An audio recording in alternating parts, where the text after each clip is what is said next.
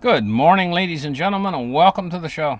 Glad to have you guys here on this August 17th, 2023, a Thursday. First, I'm going to talk about something maybe you guys have never heard of before. It's not really a new phenomenon, but it was mostly limited to places like out in Southeast Asia and places like that, just small events of this happening back in the past. But now it's starting to happen in places that it's popping up in a lot of places now. But it hasn't been really. It's on the increase. Let's put it that way. So I'm going to talk about it a little bit. It's very dangerous. Something that's very dangerous that you need to know about. And then I'm going to do the markets, and I'm going to tell you that there's so many aspects to the financial market right now that's getting ready for monstrous trouble. Dare I say the system's getting ready to collapse. But first, I'm going to talk about this event that I was going to tell you about. It's called a wet bulb event. I know you probably never heard of it before, but basically what it is thermometers that they use to record the temperature. The human body's very sensitive. If you have a fever, if a fever goes over like 107 degrees Fahrenheit, it can kill you. Your body runs at 98.6 degrees Fahrenheit. And if you get too cold, you get hypothermic, and it's just by a few degrees colder than that. If you get too hot, your organs start to shut down. You start to die if you get too hot above that temperature. It's a very narrow band of temperature that the human body's accustomed to. What a wet bulb event is your body has a way of cooling down. It's called sweating. And it cools down through a process called evaporation. So, how they measure wet bulb is with the thermometers that they have, instead of the bulb on the bottom of the thermometer is a little bulb. Instead of that bulb being dry, they keep it wet. That's why they call it a wet bulb event, because when the temperature rises above, I think it's around 93 degrees, which is not that high. People say, oh, what are you talking about, Glenn? 93 degrees. Oh, that's fine. It gets that hot every day here. Yes, but it's got to do with the humidity as well. Your body evaporates moisture to cool down when it's 95 degrees out. But in a wet bulb event, your body can't do that any longer. There's too much moisture in the air. So 95 degrees is all it is. Any hotter than 95 degrees, if the air is saturated with moisture, and you'll start dying. And you die very quickly. And a lot of people didn't know this. And this is why a wet bulb event is so dangerous. And we've been getting these heat waves. I've seen postal workers and delivery people passing out, and other people passing out. And you don't hear really in the news or anything. The emergency rooms get filled up with people that are having heat stroke and stuff like that. And thank God for air conditioning systems now with the heat waves we're having. But what's going to happen next summer? You saw how bad this summer is. Are these wet bulb events going to start to expand? And what do you do without air conditioning in a wet bulb event? These bubbles of heat that are forming are starting to form now into these what's called wet bulb events.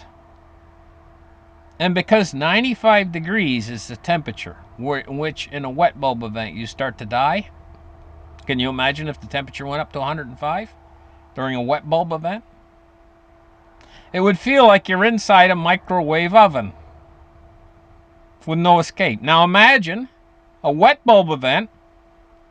Everybody's got their air conditioners on, and pop, the lights go out. Maybe in a large metropolitan city. during a wet bulb event. Things to think about, things to consider, is what I'm pointing out. Because we didn't, well, they've had these wet bulb events in the past, but mostly in Asia, and they were rare and they were very small. Now things are changing. Things are changing. So I just wanted to point this out as something. Now I'm going to get in and talk about the financial system for a little bit. It seems like everything in the world right now, there's the disasters, you know. It's like they're all lined up out there. Banking crises, real estate crises, war crises. It's like they're all lined up, but they haven't happened yet. It's like they're standing in a long line that stretches down the block and around the corner, and they're all waiting to do their dirty to humanity. They're all waiting to hit, but they haven't hit quite yet. And now we're in a lull before the storm, so to speak.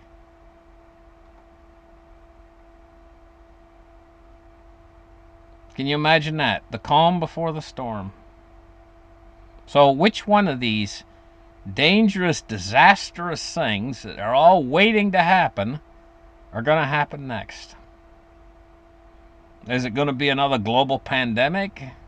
Is it going to be a real estate crash beyond imagining? Is it going to be a giant wet bulb event or something else we haven't even heard of? Seems like, when are we going to catch a break? Because we haven't caught a break in years now. We've just had amazingly large world shocking events happening every week, and people are getting so used to it, something can come along, like they can say, well, aliens are here, and there's so many of these events happening now that people are like, big deal, we got other stuff to deal with here. You know, I haven't got the money to pay my house mortgage this month. I can't pay attention to aliens this month because I need money to pay my house mortgage. This is the kind of world we're living in now. People are getting stressed out, horrible, bad, and I'm getting stressed out. Everybody's getting stressed out from it. There's just too much. And we're waiting for the next shoe to drop. We all feel it. We feel it in our gut.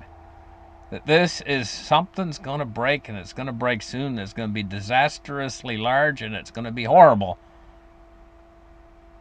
And I'll tell you, this thing right here, the global financial system, it's been teetering on the edge for years, and it's just ready to go. And the Feds finally got to the point where they can't do much anymore to stop it. And it's ready to happen.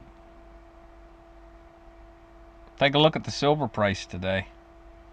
It's up 25 cents at $22.63. Taking a look at gold.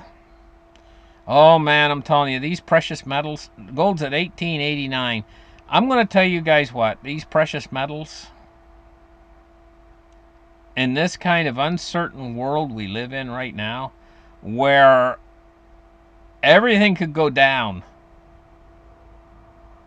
You could wake up one morning and all of a sudden, you don't know why, but there's no power grid. And you say, oh, well, it's going to be coming back on in a few hours. And you wait, nothing happens. You wait a few days, nothing happens. How are you going to use your Bitcoins? How are you going to even use your dollars? How are you going to get into your bank account?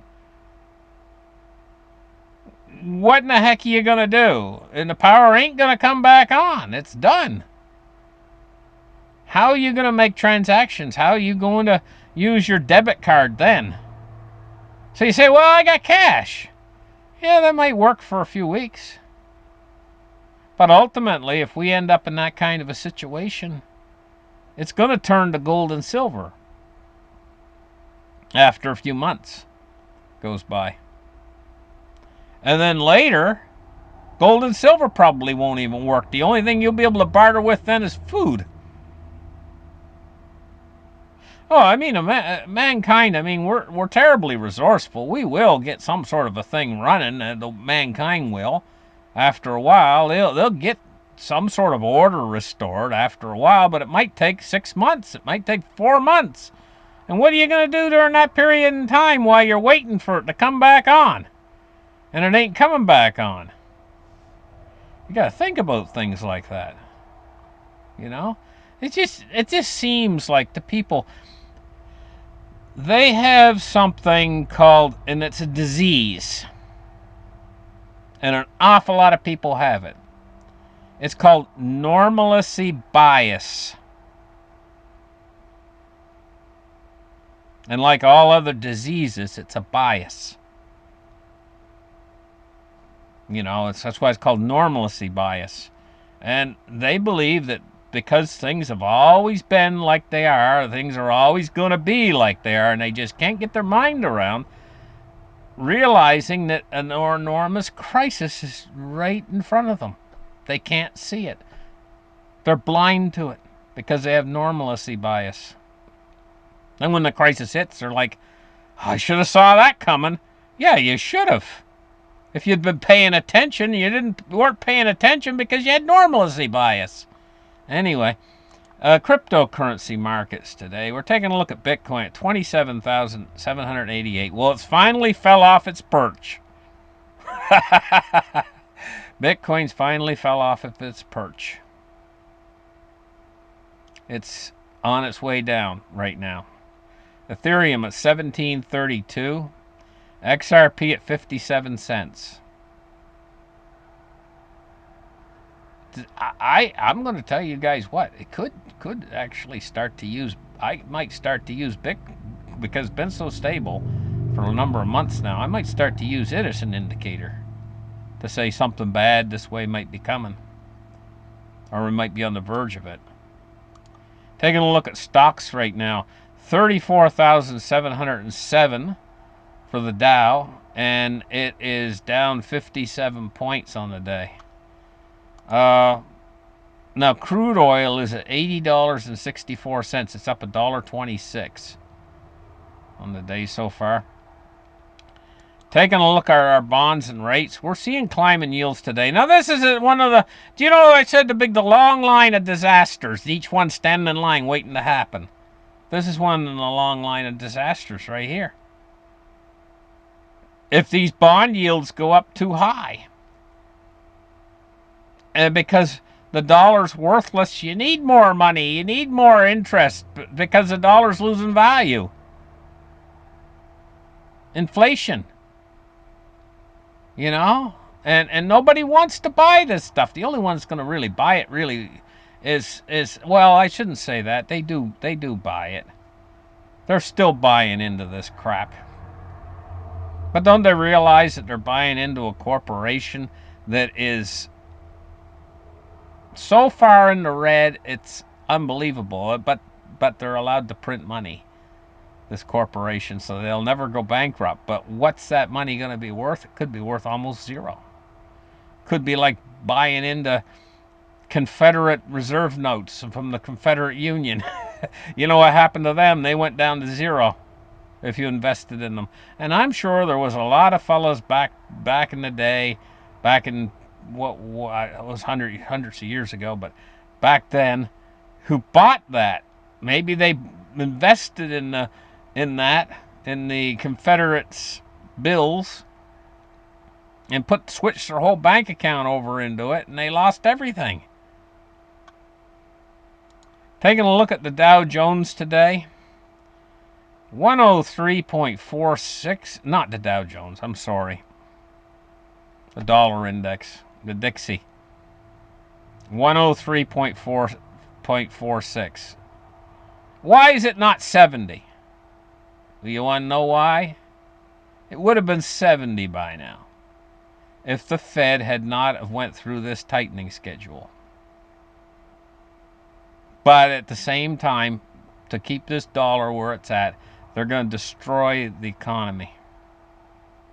Thank you guys for listening to my show. Like and subscribe. And we'll catch you guys in the next episode, and have a great afternoon. Bye-bye.